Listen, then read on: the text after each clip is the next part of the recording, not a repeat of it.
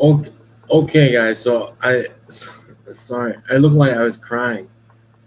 Um, you know how sometimes black people they tear up for no reason, and have you noticed that?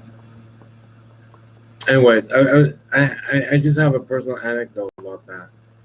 How like black people sometimes, so sometimes you're just talking to them normally, and like they start tearing up, some kind of like physical condition, but it because they're black, you think it's racism or something. So, anyways,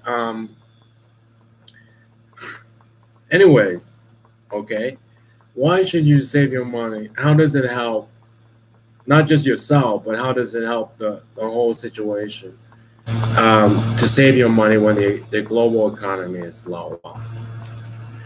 That it it if it feeds into why they say America being not just a military superpower but being a consumer superpower is so full of itself because the thinking is that America alone, just through consumer spending, can pull the entire world out of its economic doldrums, um,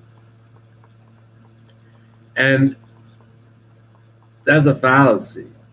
Um, like if you go out, if you order pizza right now, everybody, it will pull the world out of its fallacy. If you buy a new dress or a new pair of jeans right now, it will pull everybody out of its their economic doldrums from China to Vietnam to the Middle East to Russia. If we all went out, bought a pizza and bought a pair of jeans, the global economy will pick up. That's a fallacy. It's wrong. Um, when the global economy is low, um, foreign nations are most likely investing in other things other than pizza and jeans. They're building roads. One of the things that really helped America was the interstate highway, and so those other people you got to realize they don't have an interstate highway. They don't have any such type of transportation. So when the economy is slow, what they want to do is build those things in their own country for stability. We can't always. On one hand, we're saying war is no good. On the other hand, we don't want more stability in the world. We want greater instability so that we become richer. And yet, with greater instability, we complain about war. So you got to take a chance. Do you want greater instability so that the American consumer is always richer, but then you're always going to go to war?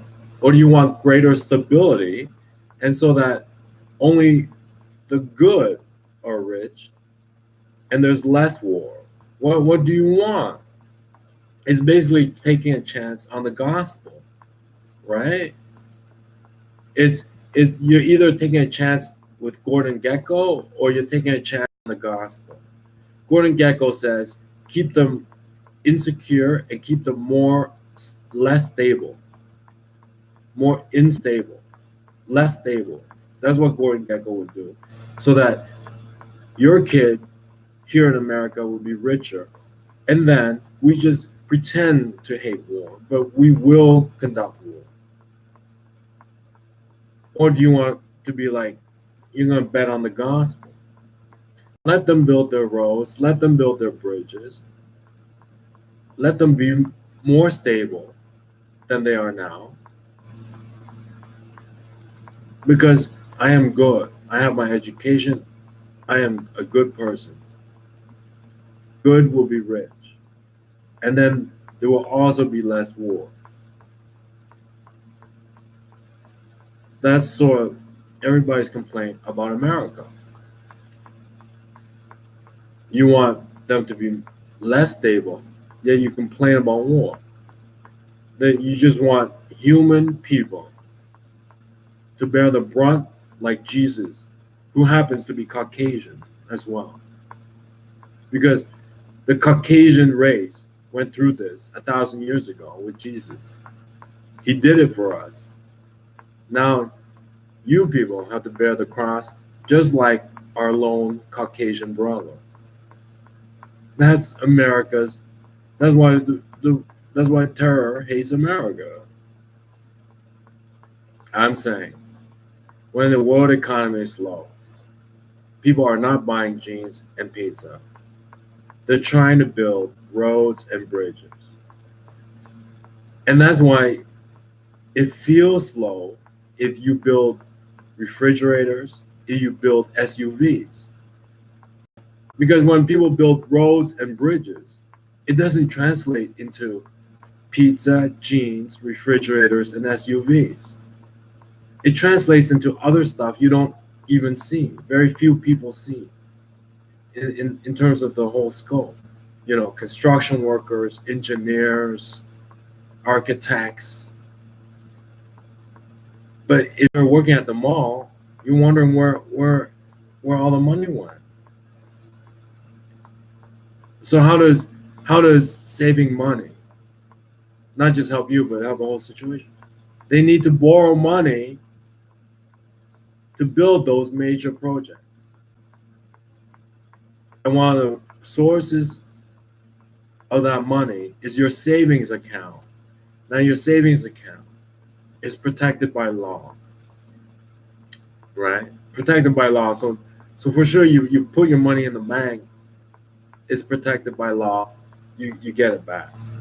Up to $1 million. Up to $1 million, right? Or something like that. Or up to $100,000. So instead of putting it all in one bank account, you have several bank accounts if you have more than $100,000. But it's protected by law. And that becomes the source of money that these governments borrow from to build these major projects so that they are more stable and we can actually have less war. Otherwise, they remain less stable. We have more war, just so that everybody in America, including the idiots and the nincompoops, get rich as well. Including the dropouts, the drug users, the idiots, and the plain wrong become rich as well. All right. That's what Gordon Gekko was saying. No matter, so long as you are American, even if you got shit for brains, you will be rich if we keep those people in a unstable condition. Or you follow gospel. So that good all over the world become rich and the nincompoops all over the world become poor. To get there, they have to be more stable. To do that, they have to build stuff like the interstate. They have to build stuff like bridges so that they can move products in and out. And where they're going to get the money, who's going to lend them that money? The people with your savings account. And that's why saving money will help the global economy more than a pair of jeans and pizza. All right. See you guys later.